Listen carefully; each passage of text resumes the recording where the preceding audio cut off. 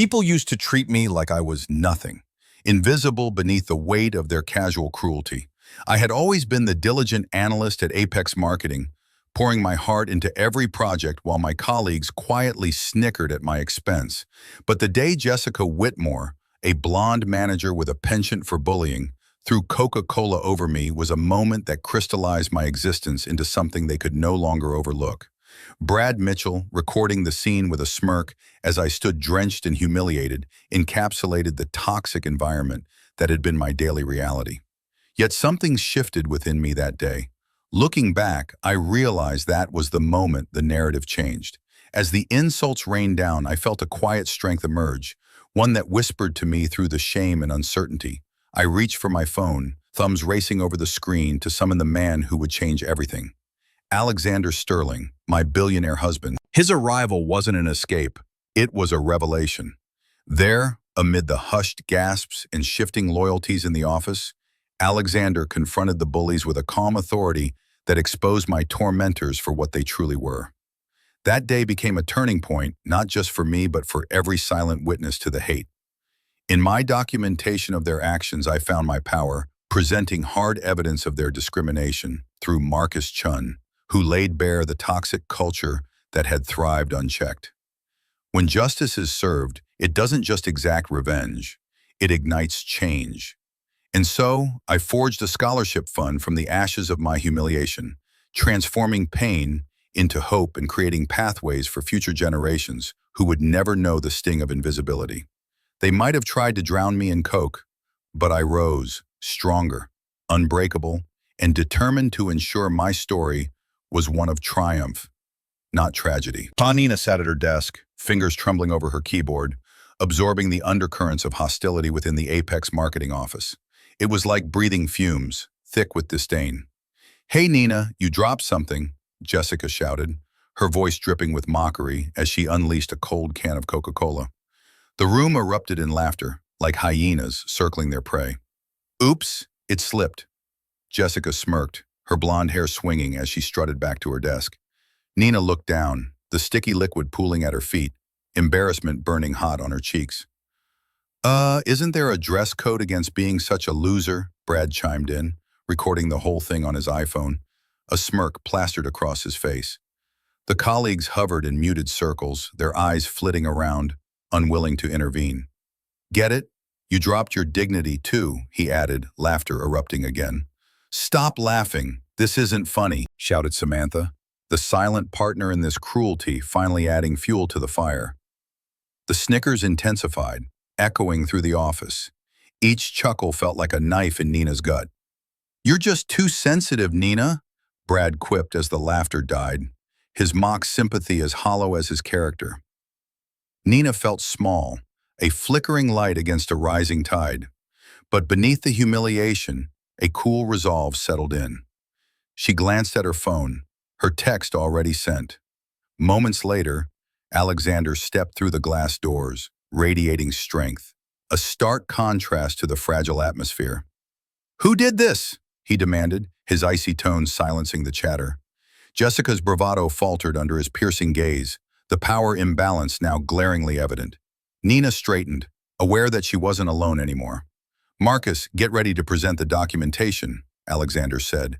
As Nina released a breath she didn't know she was holding, she was ready to fight back. Nina sat at her cubicle, the weight of the day pressing heavily against her chest.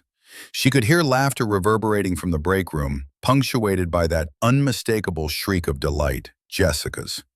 The mocking laughter faded momentarily, replaced by the oppressive silence that followed.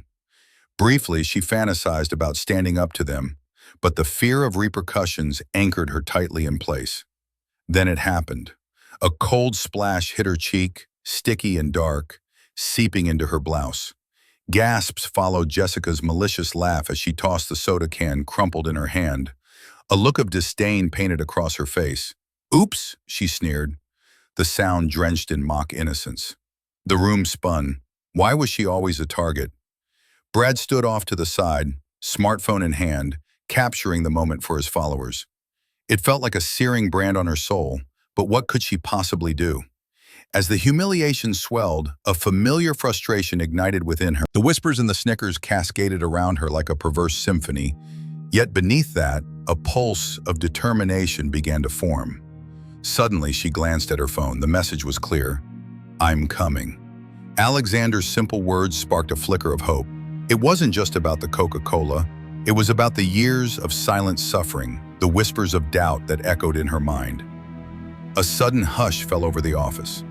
Alexander strode in, seemingly unaware of the tangle of emotions swirling around them. But the sharpness of her anger, the culmination of every slight and snide remark, surged to the forefront.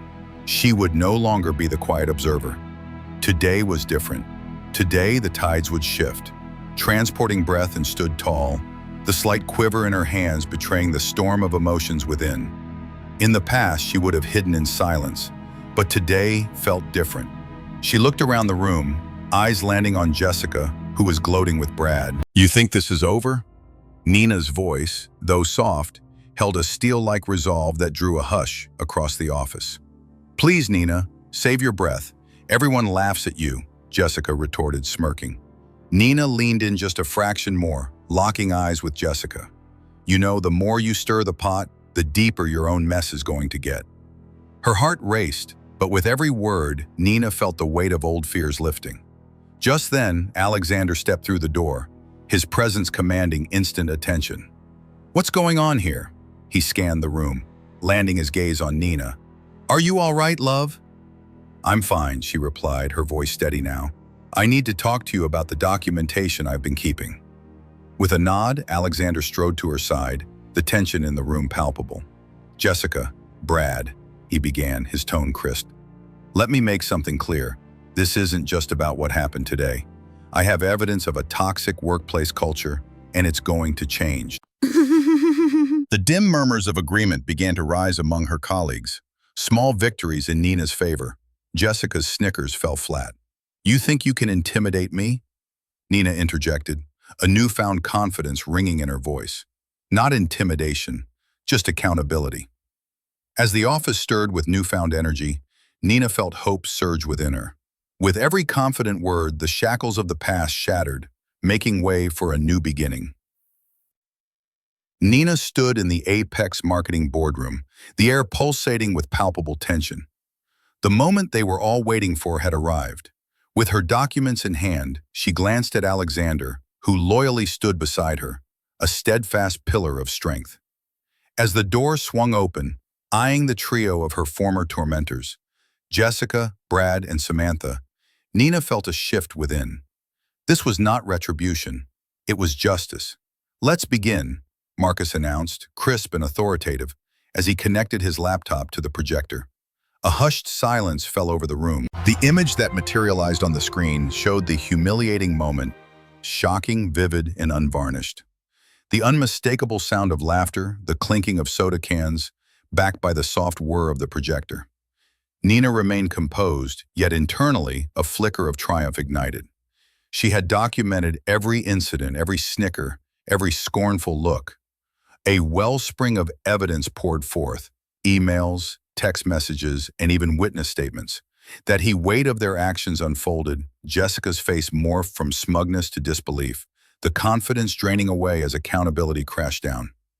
Brad squirmed in his seat, eyes darting, knowing the very video he thought would humiliate Nina was now his executioner's blade.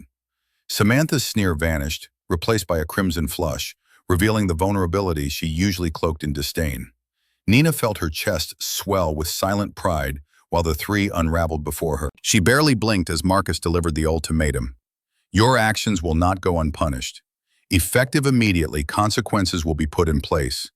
The sound of footsteps echoed, the bystanders were shifting sides, affirming their support for her. Alexander's voice broke through, declaring new company policies for diversity and respect. Oppressive laughter was replaced by a burgeoning hope. The suit-clad employees began to murmur, glances transitioning from pity to sympathy for Nina, the atmosphere lightening as if a weight had been lifted. And then, as the meeting concluded, Nina felt a profound sense of closure washing over her.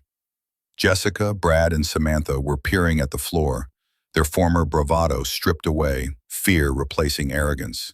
They would not recover from this. Nina smiled faintly, knowing the next chapter was hers to write.